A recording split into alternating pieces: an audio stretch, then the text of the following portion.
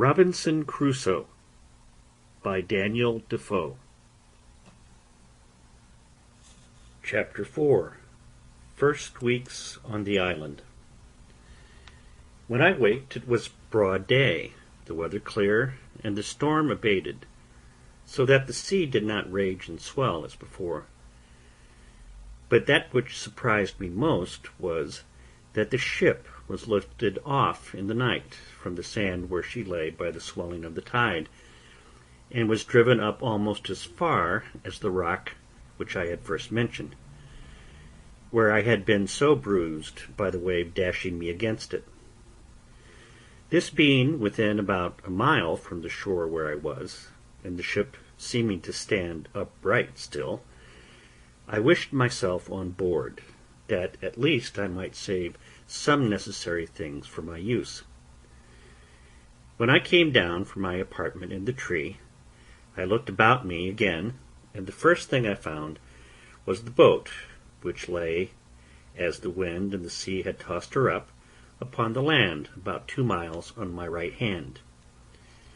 I walked as far as I could upon the shore to have got to her, but found a neck or inlet of water between me and the boat, which was about 1/2 mile broad. So I came back for the present, being more intent upon getting at the ship, where I hoped to find something for my present subsistence. A little after noon I found the sea very calm, and the tide ebbed so far out that I could come within 1/4 of a mile of the ship. And here I found a fresh renewing of my grief, for I saw evidently that if we had kept on board we had all been safe. That is to say, we had all got safe on shore, and I had not been so miserable as to be left entirely destitute of all comfort and company as I now was. This forced tears to my eyes again, but as there was little relief in that, I resolved, if possible, to get to the ship, so I pulled off my clothes, for the weather was so hot to an extremity, and took the water. But when I came to the ship, my difficulty was still greater to know how to get on board, for as she lay aground and high out of the water, there was nothing within my reach to lay hold of.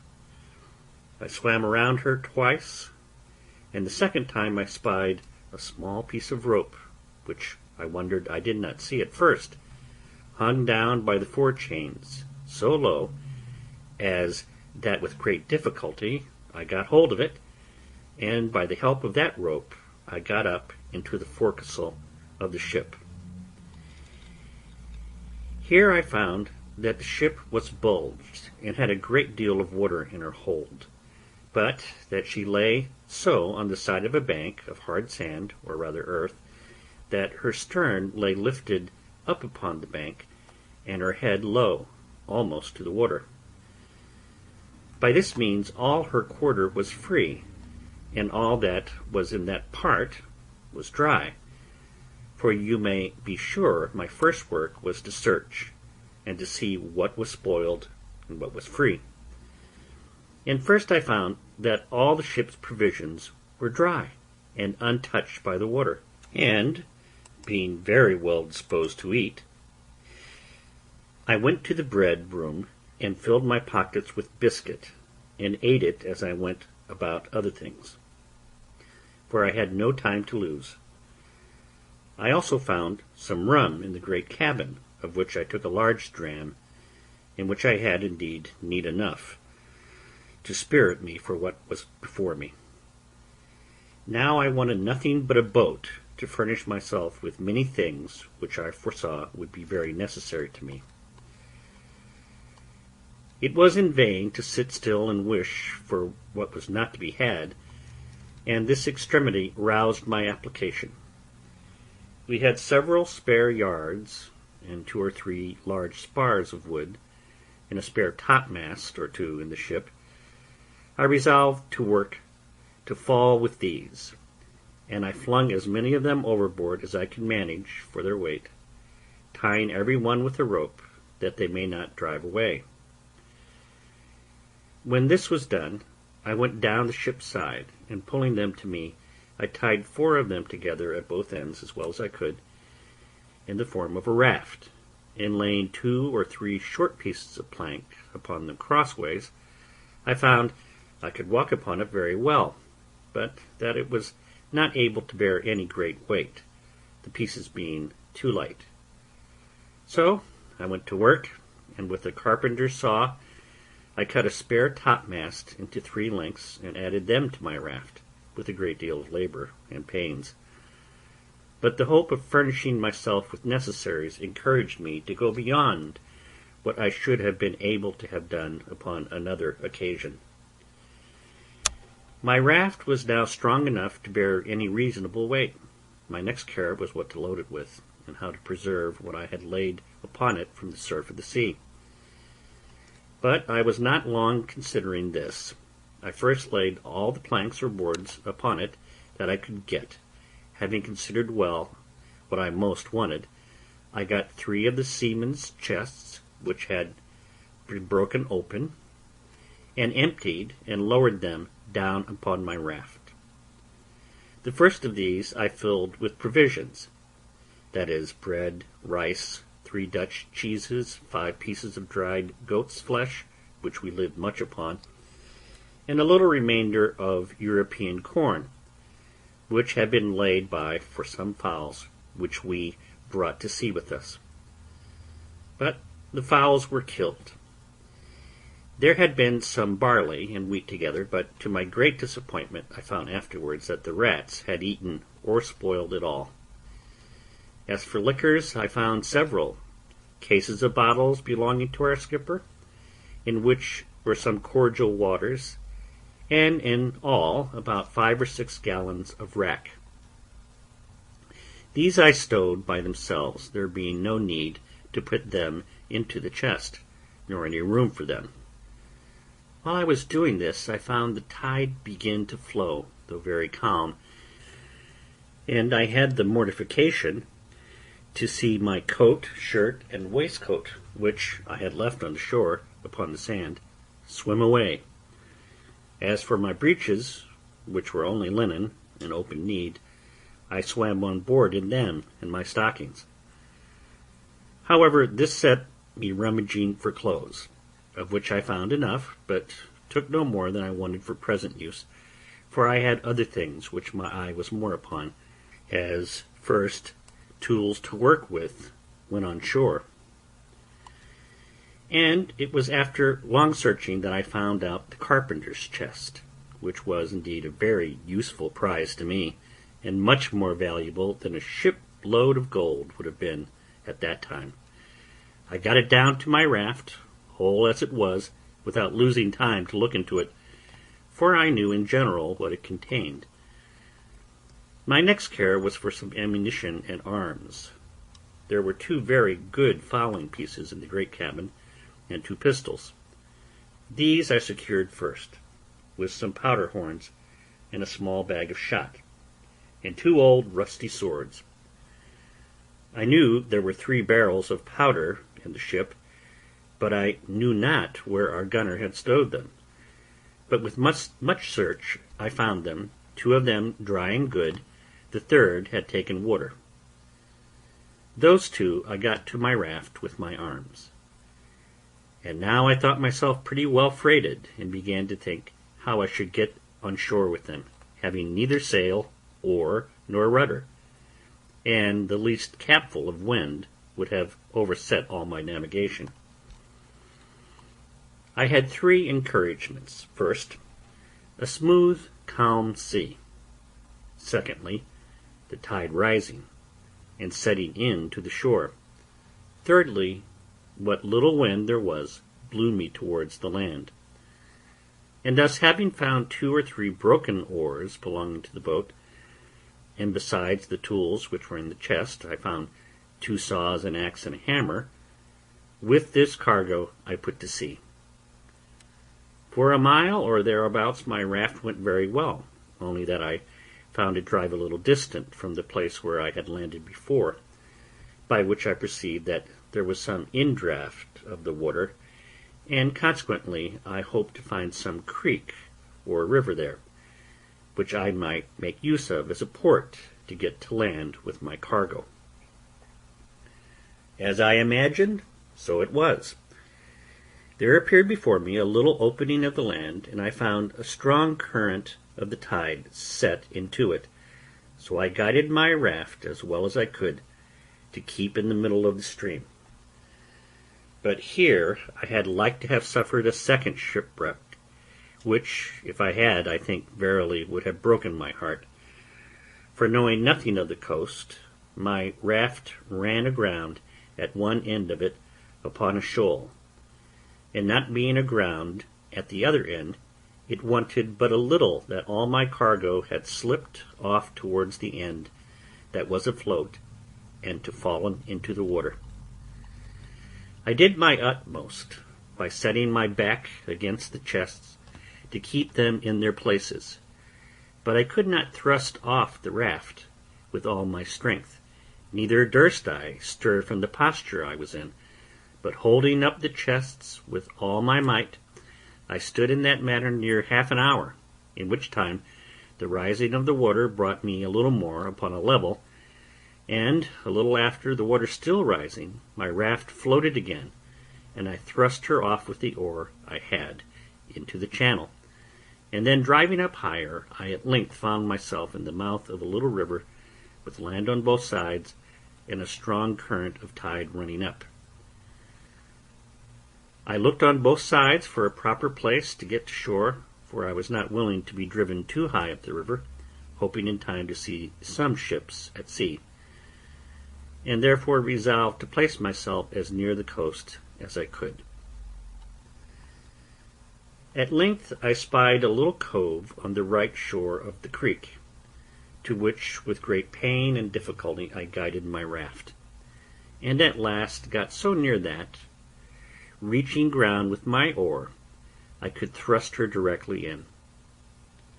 But here I had like to have dipped all my cargo into the sea again, for that shore lying pretty steep, that is to say, sloping, there was no place to land, and where one end of my float, if it ran on shore, would lie so high, and the other sink lower, as before, that it would endanger my cargo once again.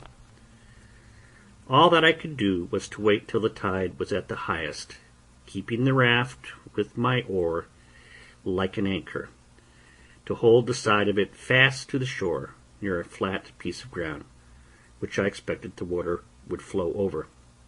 And so it did. As soon as I found water enough for my raft drew about a foot of water, I thrust her upon that flat piece of ground, and there fastened or moored her by sticking my two broken oars into the ground, one on one side near the end, and one on the other side near the other end, and thus I lay till the water ebbed away, and left my raft and all my cargo safe on shore. My next work was to view the country, and seek a proper place for my habitation, and where to stow my goods to secure them from whatever might happen. Where I was, I yet knew not, whether on the continent or on an island, whether inhabited or not inhabited, whether in danger of wild beasts or not.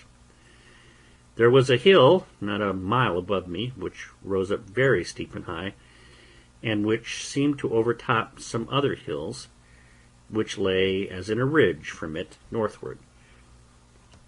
I took out one of the fowling pieces, and one of the pistols, and a horn of powder, and thus armed I travelled for discovery up to the top of that hill, where, after I had with great labour and difficulty got to the top, I saw my fate, to my great affliction.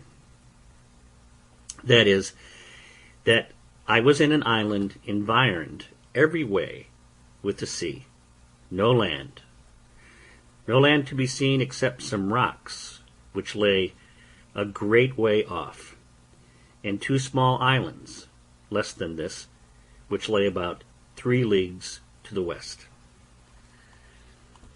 I found also that the island I was in was barren, and as I saw good reason to believe uninhabited except by wild beasts, of whom, however, I saw none. Yet I saw abundance of fowls, but knew not their kinds. Neither when I killed them could I tell what was fit for food, and what not. At my coming back I shot at a great bird, which I saw sitting upon a tree on the side of a great wood. I believe it was the first gun that had ever been fired there since the creation of the world. I had no sooner fired than from all parts of the wood there arose an innumerable number of fowls, of many sorts, making a confused screaming and crying, and every one of them according to his usual note, but not one of them of any kind that I knew. As for the creature I killed, I took it to be a kind of hawk, its color and beak resembling it, but it had no talons or claws more than common. Its flesh was carrion and fit for nothing. Contented with this discovery, I came back to my raft and fell to work to bring my cargo on shore, which took me up the rest of that day. What to do with myself at night I knew not, nor indeed where to rest, for I was afraid to lie down on the ground, not knowing but some wild beast might devour me, though, as I afterwards found, there was really no need for those fears. However, as well as I could, I barricaded myself round with the chest and boards that I had brought on shore, and made a kind of hut for that night's lodging. As for food, I yet saw not which way to supply myself, except that I had seen 2 or 3 creatures like hares run out of the wood where I shot the fowl. I now began to consider that I might yet get a great many things out of the ship which would be useful to me, and particularly some of the rigging and sails, and such other things as might come to land. And I resolved to make another voyage on board the vessel, if possible. And as I knew that the first storm that blew must necessarily break her all in pieces, I resolved to set all other things apart till I had got everything out of the ship that I could get. Then I called a council, that is to say, in my thoughts, whether I should take back the raft, but this appeared impracticable. So I resolved to go as before when the tide was down, and I did so, only that I stripped before I went from my hut, having nothing on but my checkered shirt, a pair of linen drawers, and a pair of pumps on my feet. I got on board the ship as before, and prepared a second raft, and having had experience of the first, I neither made this so unwieldy, nor loaded it so hard, but yet I brought away several things very useful to me. As first, in the carpenter's stores, I found 2 or 3 bags full of nails and spikes, a great screw-jack, a dozen or 2 of hatchets, and above all, that most useful thing called a grindstone. All these I secured, together with several things belonging to the gunner, particularly 2 or 3 iron crows, and 2 barrels of musket bullets, 7 muskets, another fowling piece, with some small quantity of powder more, a large bag full of small shot, and a great roll of sheet lead. But this last was so heavy I could not hoist it up to get it over the ship's side.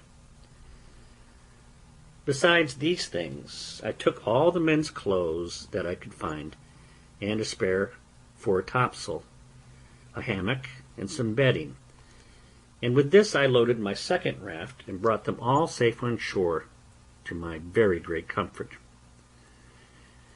I was under some apprehension during my absence from the land that at least my provisions might be devoured on shore, but when I came back I found no sign of any visitor, only there sat a creature like a wild cat upon one of the chests, which, when I came towards it, ran away a little distance, and then stood still.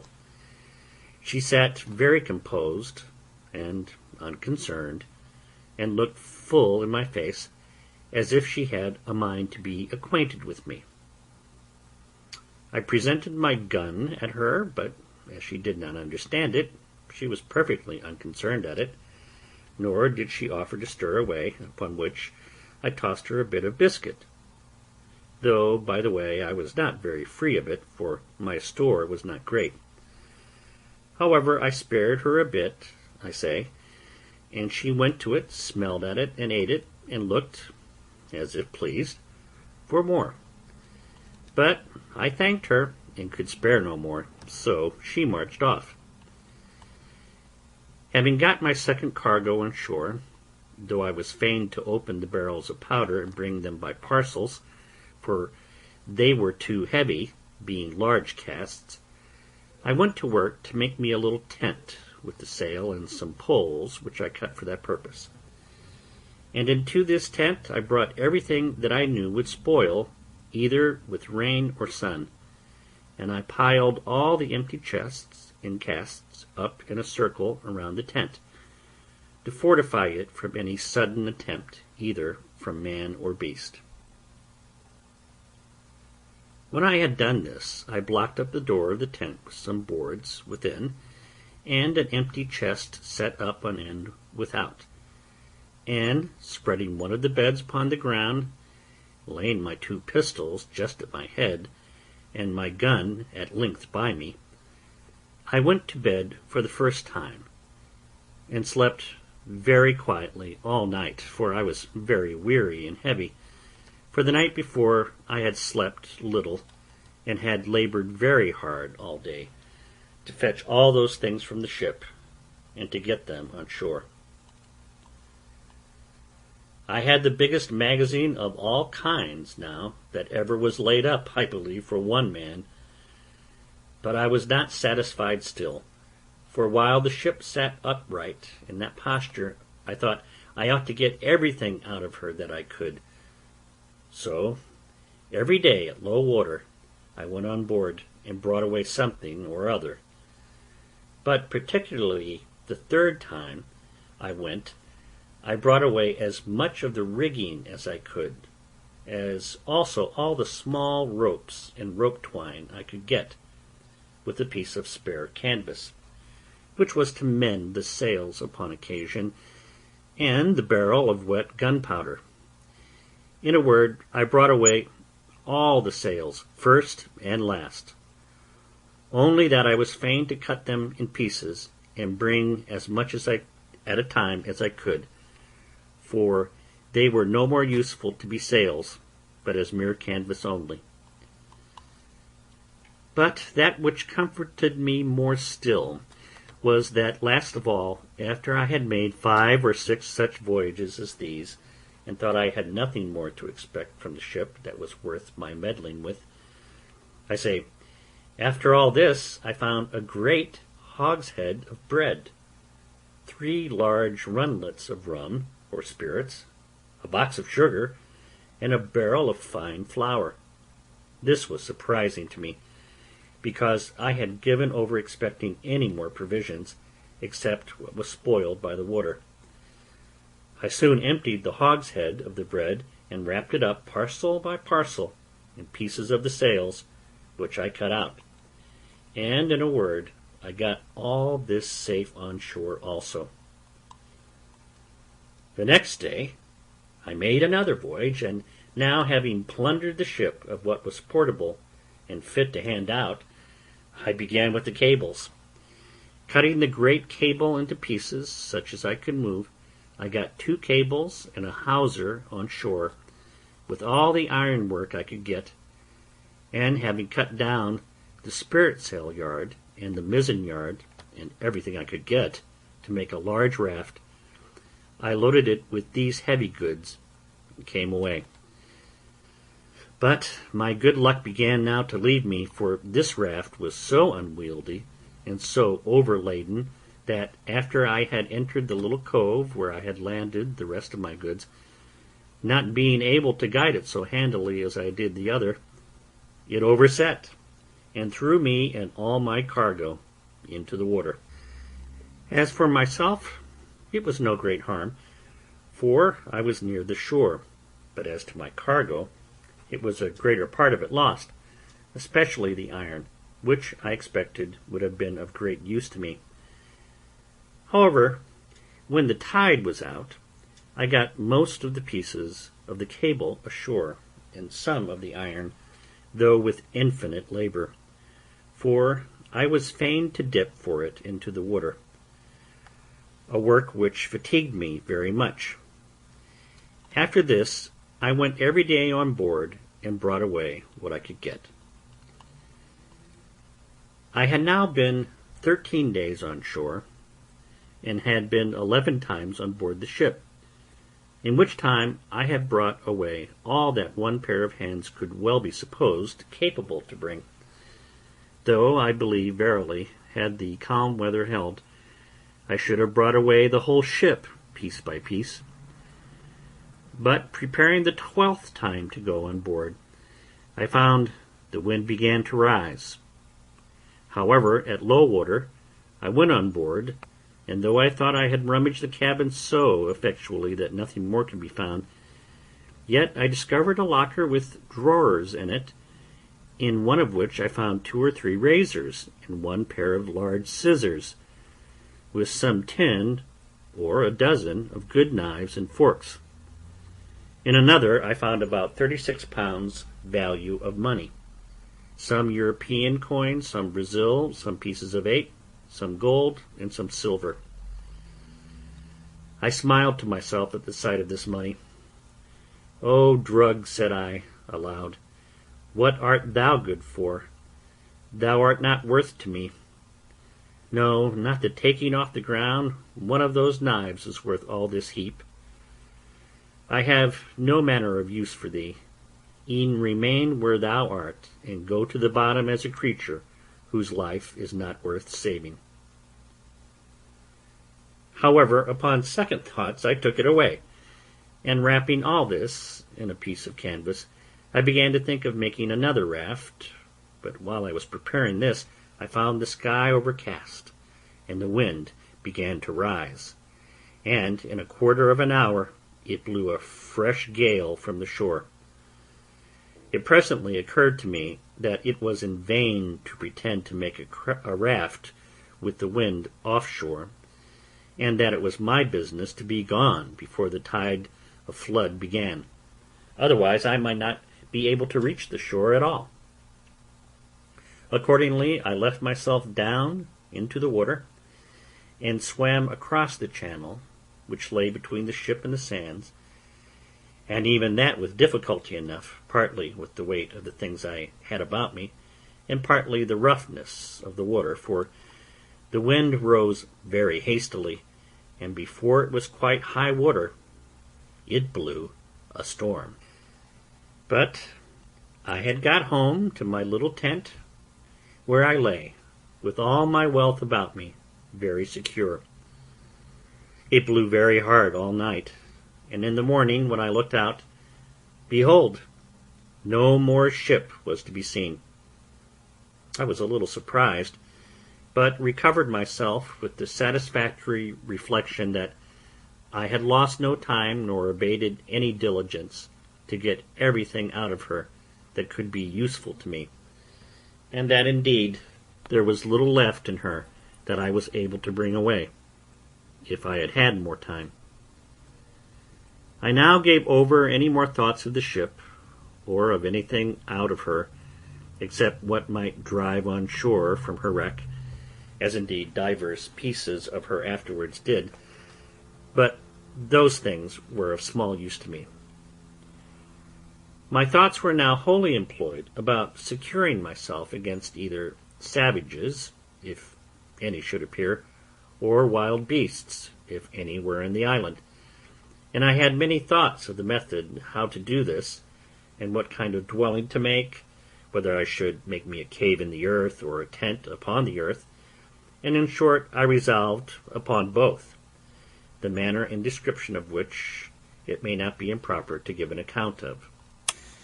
I soon found the place I was in not fit for my settlement, because it was upon a low moorish ground near the sea, and I believed it would not be wholesome, and more particularly because there was no fresh water near it. So I resolved to find a more healthy and more convenient spot of ground. I consulted several things in my situation which I found would be proper for me. First, health and fresh water, I just now mentioned. Secondly, shelter from the heat of the sun. Thirdly, security from ravenous creatures, whether man or beast. Fourthly, a view to the sea, that if God sent any ship in my sight, I might not lose any advantage for my deliverance, of which I was not willing to banish all my expectation yet. In search of a place proper for this, I found a little plain on the side of a rising hill, whose front, towards this little plain, was steep as a house-side, so that nothing could come down upon me from the top. On the one side of the rock there was a hollow place, worn a little way in, like the entrance or door of a cave, but there was not really any cave or any way into the rock at all. On the flat of the green just before this hollow place I resolved to pitch my tent. This plain was not above 100 yards broad, and about twice as long, and lay like a green before my door, and at the end of it descended irregularly every way down into the low ground by the seaside. It was on the north-northwest side of the hill, so that it was sheltered from the heat every day, till it came to a west and by south sun, or thereabouts, which in those countries is near the setting.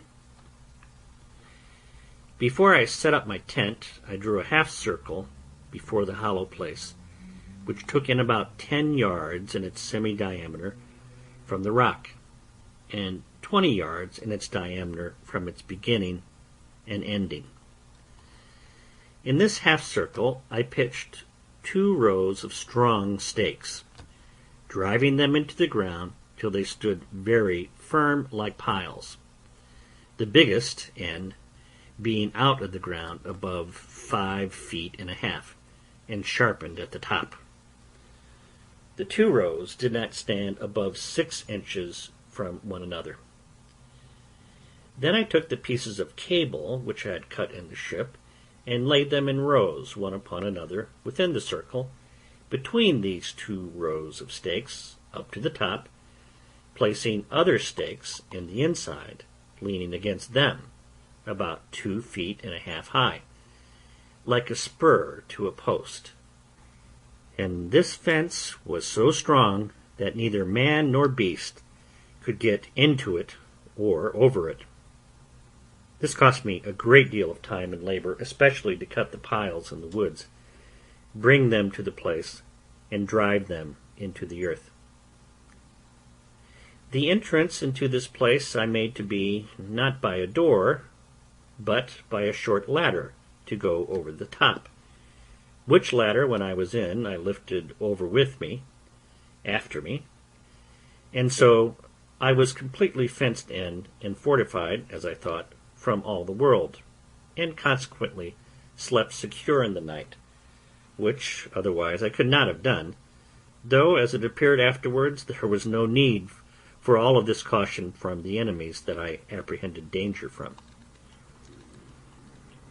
Into this fence or fortress, with infinite labor, I carried all my riches, all my provisions, ammunition, and stores, of which you have the account above, and I made a large tent, which, to preserve me from the rains, that in one part of the year are very violent there, I made double, one smaller tent within, and one larger tent above it, and covered the uppermost with a large tarpaulin, which I had saved among the sails.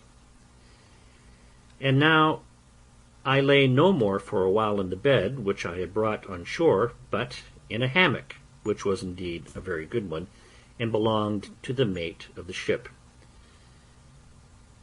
Into this tent I brought all my provisions, and everything that would spoil by the wet, and having thus enclosed all my goods, I made up the entrance which till now I had left open, and so passed and repassed, as I said, by a short ladder.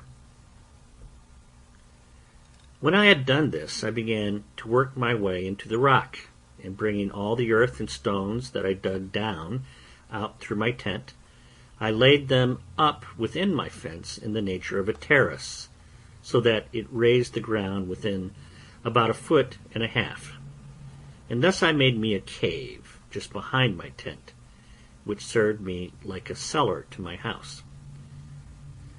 It cost me much labor and many days before all these things were brought to perfection, and therefore I must go back to some other things which took up some of my thoughts. At the same time it happened, after I had laid my scheme for the setting up of my tent and making the cave, that a storm of rain falling from a thick, dark cloud, a sudden flash of lightning happened, and after that a great clap of thunder, as is naturally the effect of it. I was not so much surprised with the lightning as I was with the thought which darted into my mind as swift as the lightning itself. Oh, my powder! My very heart sank within me when I thought that at one blast all my powder might be destroyed, on which not my defence only, but the providing my food, as I thought, entirely depended. I was nothing near so anxious about my own danger, though, had the powder took fire, I should never have known who had hurt me. Such impression did this make upon me that after the storm was over I laid aside all my works, my building and fortifying, and applied myself to making bags and boxes, to separate the powder, and to keep it a little and a little in a parcel, in the hope that, whatever might come, it might not all take fire at once, and to keep it so apart that it should not be possible to make one part fire another. I finished this work in about a fortnight, and I think my powder, which was in all about 240 pounds weight, was divided in not less than 100 parcels. As to the barrel that had been wet, I did not apprehend any danger from that, so I placed it in my new cave, which in my fancy I called my kitchen, and the rest I hid up and down in holes among the rocks, so that no wet might come to it, marking very carefully where I laid it. In the interval of time while this was doing, I went out once at least every day with my gun, as well to divert myself as to see if I could kill anything fit for food, and, as near as I could, to acquaint myself with what the island produced. The first time I went out, I presently discovered that there were goats in the island, which was a great satisfaction to me, but then it was attended with this misfortune to me, that is, that they were so shy, so subtle, and so swift of foot, that it was the most difficult thing in the world to come at them. But I was not discouraged at this, not doubting but I might now and then shoot one, as it soon happened. For after I had found their haunts a little, I laid wait in this manner for them. I observed if they saw me in the valleys, though they were upon the rocks, they would run away, as in a terrible fright. But if they were feeding in the valleys, and I was upon the rocks, they took no notice of me. From whence I concluded that, by the position of their optics, their sight was so directed downward that they did not readily see objects that were above them. So afterwards I took this method. I always climbed the rocks first to get above them, and then had frequently a fair mark. The first shot I made among these creatures, I killed a she-goat, which had a little kid by her, which she gave suck to, which grieved me heartily, for when the old one fell, the kid stood stock still by her, till I came and took her up. And not only so, but when I carried the old one with me upon my shoulders, the kid followed me quite to my enclosure, upon which I laid down the dam, and took the kid in my arms, and carried it over my pail, in hopes to have bred it up tame. But it would not eat, and so I was forced to kill it and eat it myself. These two supplied me with flesh a great while, for I ate sparingly, and saved my provisions, my bread especially, as much as I possibly could. Having now fixed my habitation, I found it absolutely necessary to provide a place to make a fire in, and fuel to burn. And what I did for that, and also how I enlarged my cave, and what conveniences I made, I shall give a full account of in its place. But I must now give some little account of myself, and of my thoughts about living, which, it may well be supposed, were not a few. I had a dismal prospect of my condition, for, as I was not cast away upon that island without being driven, as is said, by a violent storm, quite out of the course of our intended voyage, and a great way, that is, some hundreds of leagues out of the ordinary course of the trade of mankind, I had great reason to consider this as a determination of heaven, that in this desolate place, and in this desolate manner, I should end my life. The tears would run plentifully down my face when I made these reflections, and sometimes I would expostulate with myself why Providence should completely ruin his creatures, and render them so absolutely miserable, so without help, abandoned, so entirely depressed, that it could hardly be rational to be thankful for such a life. But something always returned swift upon me to check these thoughts and to reprove me. And particularly one day, walking with my gun in my hand by the seaside, I was very pensive upon the subject of my present condition, when reason, as it were, expostulated with me the other way, thus: "Well, you are in a desolate condition, it is true, but pray remember, where are the rest of you? Did you not come 11 of you in the boat? Where are the 10? Why were they not saved, and you lost? Why were you singled out? Is it better to be here or there?" And then I pointed to the sea. All evils are to be considered with the good that is in them, and with what worse attends them. It occurred to me again how well I was furnished for my subsistence, and what would have been my case if it had not happened, which was 100,000 to 1, that the ship floated from the place where she first struck, and was driven so near to the shore that I had time to get all these things out of her. What would have been my case if I had been forced to have lived in the condition in which I at first came on shore, without necessaries of life, or necessaries to supply and procure them?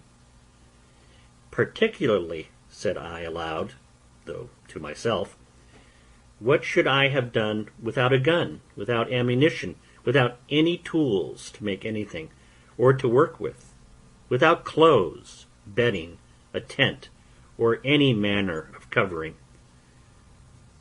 And that now I had all these things to sufficient quantity, and was in a fair way to provide myself in such a manner as to live without my gun when my ammunition was spent, so that I had a tolerable view of subsisting, without any want, as long as I lived. For I considered from the beginning how I would provide for the accidents that might happen, and for the time that was to come, even not only after my ammunition should be spent, but even after my health and strength should decay.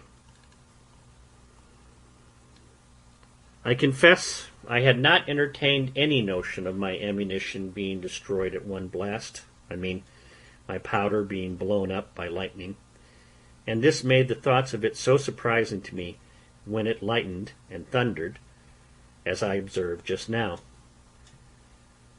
And now, being about to enter into a melancholy relation of a scene of silent life, such, perhaps, as was never heard of in the world before, I shall take it from its beginning and continue it in its order. It was by my account the 30th of September when, in the manner as above said, I first set foot upon this horrid island, when the sun, being to us in its autumnal equinox, was almost over my head, for I reckoned myself by observation to be in the latitude of 9 degrees 22 minutes north of the line. After I had been there about 10 or 12 days, it came into my thoughts that I should lose my reckoning of time for want of books and pen and ink, and should even forget the Sabbath days. But, to prevent this, I cut with my knife upon a large post in capital letters, and making it into a great cross, I set it up on the shore where I first landed. I came on shore here on the 30th September, 1659. Upon the sides of this square post I cut every day a notch with my knife, and every 7th notch was as long again as the rest, and every first day of the month as long again as that long one. And thus I kept my calendar, or weekly, monthly, and yearly reckoning of time. In the next place, we are to observe that among the many things which I brought out of the ship in the several voyages which, as above mentioned, I made to it, I got several things of less value, but not at all less useful to me, which I omitted setting down before, as in particular, pens, ink, and paper, several parcels in the captain's, mate's, gunner's, and carpenter's keeping, 3 or 4 compasses, some mathematical instruments, dials, perspectives, charts, and books of navigation, all which I huddled together, whether I might want them or no. Also, I found 3 very good Bibles, which came to me in my cargo from England, and which I had packed up among my things, some Portuguese books also, and among them 2 or 3 Popish prayer books, and several other books, all which I carefully secured. And I must not forget that we had in the ship a dog and 2 cats, of whose eminent history I may have occasion to say something in its place, for I carried both the cats with me, and as for the dog, he jumped out of the ship of himself, and swam on shore to me the day after I went on shore with my first cargo, and was a trusty servant to me many years. I wanted nothing that he could fetch me, nor any company that he could make up to me. I only wanted to have him talk to me, but that he would not do. As I observed before, I found pens, ink, and paper, and I husbanded them to the utmost, and I shall show that while my ink lasted, I kept things very exact, but after that was gone, I could not, for I could not make any ink by any means that I could devise. And this put me in mind that I wanted many things notwithstanding all that I had amassed together, and of these ink was one, as also a spade, pickaxe, and shovel, to dig or remove the earth, needles, pins, and thread.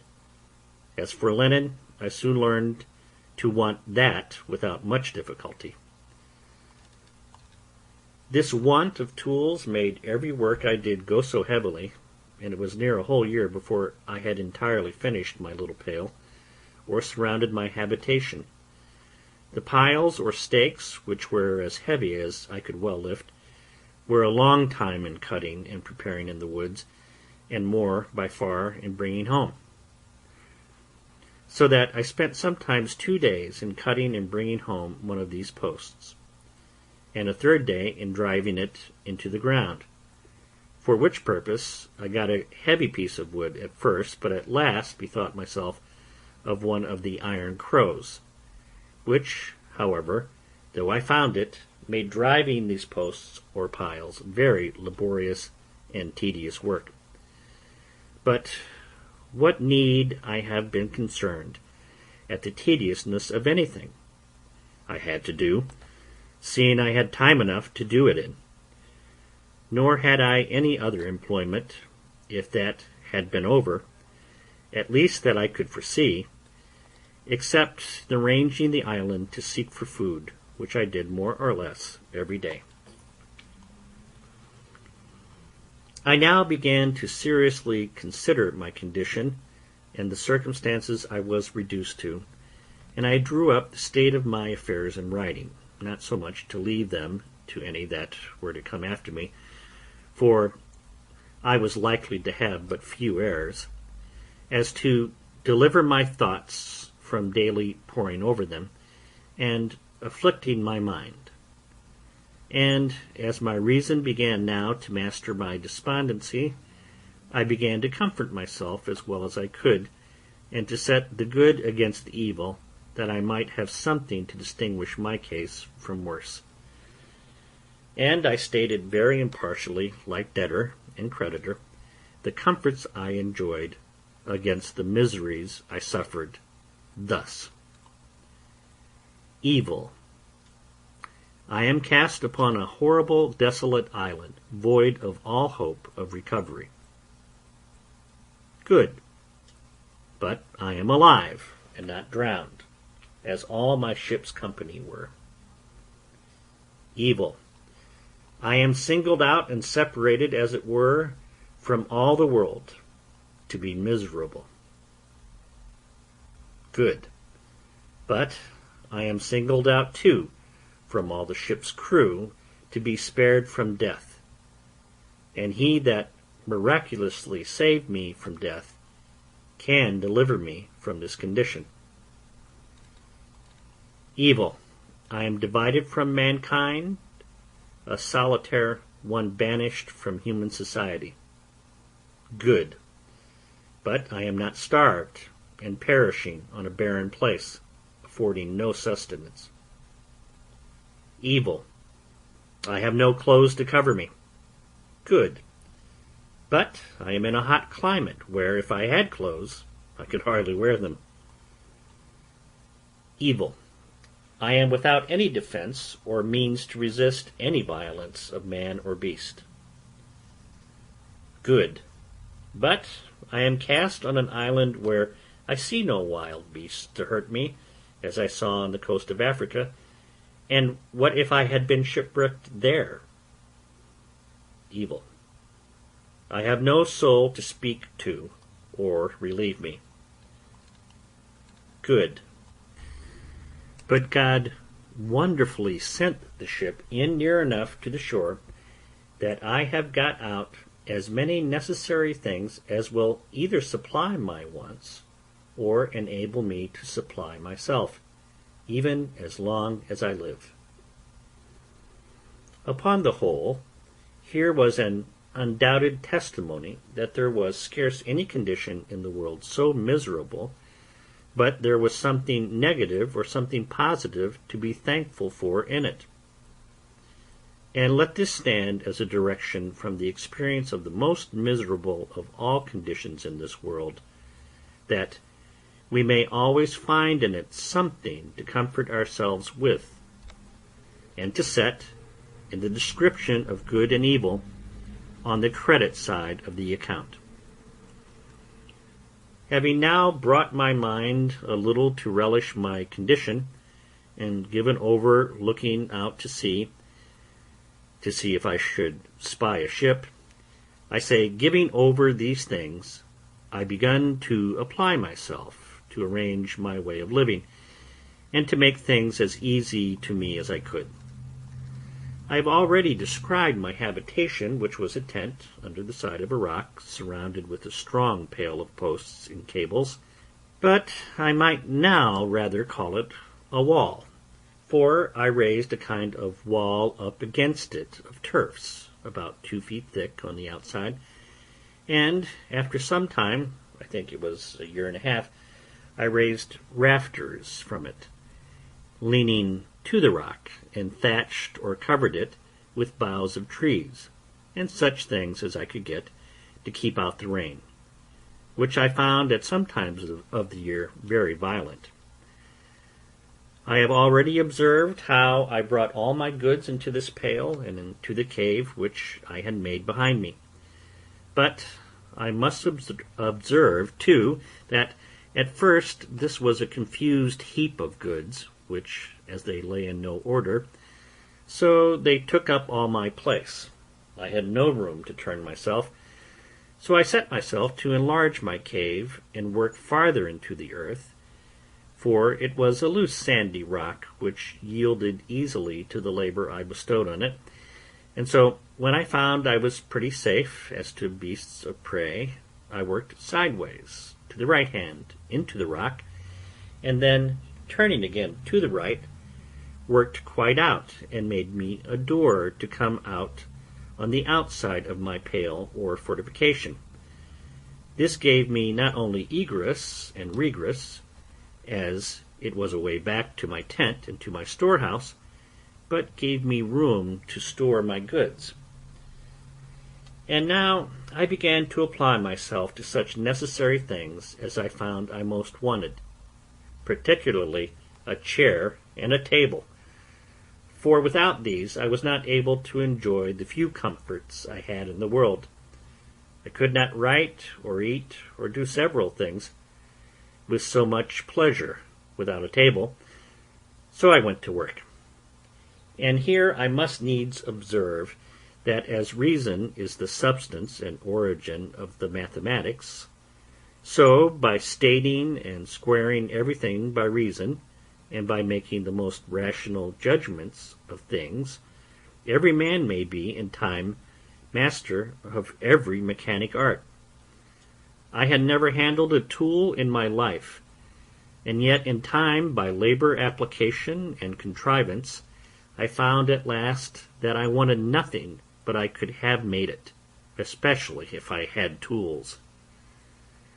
However, I made abundance of things, even without tools, and some with no tools more than an adze and a hatchet, which perhaps were never made that way before, and that with infinite labor. For example, if I wanted a board, I had no other way but to cut down a tree, set it on an edge before me, and hew it flat on either side with my axe, till I brought it to be thin as a plank, and then dub it smooth with my adze. It is true, by this method I could make but one board out of a whole tree, but this I had no remedy for but patience, any more than I had for the prodigious deal of time and labor which it took me up to make a plank or board. But my time or labor was little worth, and so it was as well employed one way as another. However, I made me a table and a chair, as I observed above and in the first place, and this I did out of the short pieces of boards that I brought on my raft from the ship. But when I had wrought out some boards as above, I made large shelves of the breadth of 1.5 feet, one over another all along one side of my cave, to lay all my tools, nails, and ironwork on, and, in a word, to separate everything at large into their places, that I might come easily at them. I knocked pieces into the wall to hang my guns and all things that would hang up, so that, had my cave been to be seen, It looked like a great general magazine of all necessary things, and had everything so ready at my hand that it was a great pleasure to me to see all my goods in such order, and especially to find my stock of all necessaries so great. And now it was that I began to keep a journal of every day's employment, for indeed, at first I was in too much hurry, and not only hurry as to labor, but in too much discomposure of mind, and my journal would have been full of many dull things. For example, I must have said thus: 30th. After I had got to shore and escaped drowning, instead of being thankful to God for my deliverance, having first vomited with the great quantity of salt water which had gotten into my stomach, and recovering myself a little, I ran about the shore, wringing my hands and beating my head and face, exclaiming at my misery, and crying out I was undone, undone, till tired and faint I was forced to lie down on the ground to repose, but durst not sleep for fear of being devoured. Some days after this, and after I had been on board the ship, and got all I could out of her, yet I could not forbear getting up to the top of a little mountain, and looking out to sea, in hopes of seeing a ship. Then fancy at a vast distance I spied a sail, please myself with the hopes of it, and then after looking steadily till I was almost blind, lose it quite, and sit down and weep like a child, and thus increased my misery by my folly. But having gotten over these things in some measure, and having settled my household, staff, and habitation, made me a table and a chair, and all as handsome about me as I could, I began to keep my journal, of which I shall here give you the copy, though in it will be told all the particulars all over again, as long as it lasted, for having no more ink, I was forced to leave it off. End of chapter 4.